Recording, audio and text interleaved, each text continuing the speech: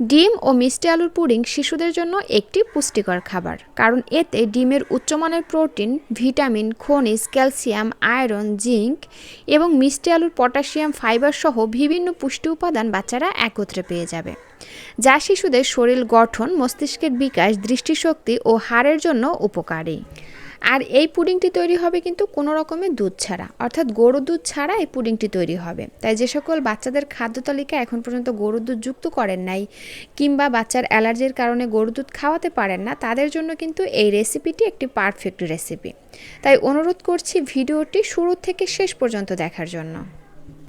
প্রথমেই আমি এখানে নিয়েছি এরকম সাইজের 1 পিস মিষ্টি আলু।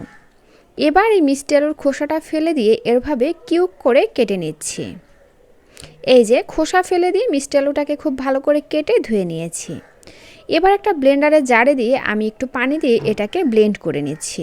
আপনারা চাইলে কিন্তু মিষ্টি আলুটাকে সিদ্ধ করেও নিতে পারেন। আমি এখানে কাঁচাই ব্লেন্ড করে নিচ্ছি। আর পানি কিন্তু খুব বেশি দেওয়া যাবে না, এটা ঘন অবস্থায় ব্লেন্ড করে নিতে হবে। তো এই জন্য আমি কিন্তু 1/4 কাপ পানি ব্যবহার করেছি। তো যাই হোক, ব্লেন্ডারে ঢাকনাটি লাগিয়ে আমি এটাকে খুব ভালো করে ব্লেন্ড করে নিয়েছি। আর এই যে দেখুন, এই যে এভাবে ঘনত্ব রেখে আমাদের এটা ব্লেন্ড করে নিতে হবে। ব্লেন্ডারটাকে একটা সাইডে রেখে নিয়ে নিলাম অন্য আর একটা পাত্র।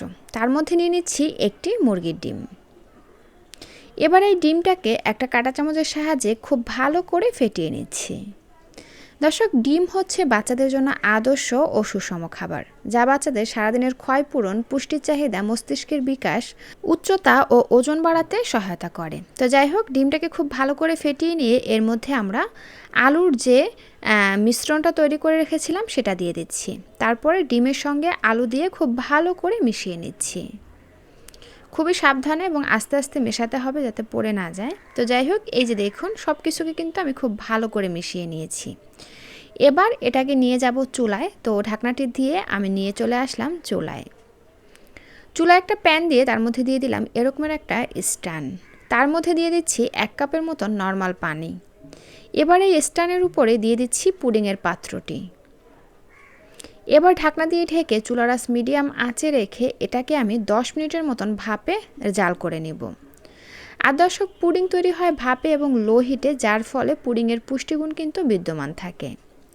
তো যাই হোক, 10 মিনিট পরে ফিরে আসলাম। আর এরই মধ্যে কিন্তু পুডিংটা খুব ভালো করে সিদ্ধ হয়ে গেছে। আর এই যে দেখুন, পুডিংটা কিন্তু বাচ্চাদেরকে খাওয়ানোর জন্য একদম রেডি। খুবই অল্প সময় এবং অল্প উপকরণ দিয়ে ঝটপট তৈরি হয়ে গেল বাচ্চাদের জন্য একটি পুডিং রেসিপি।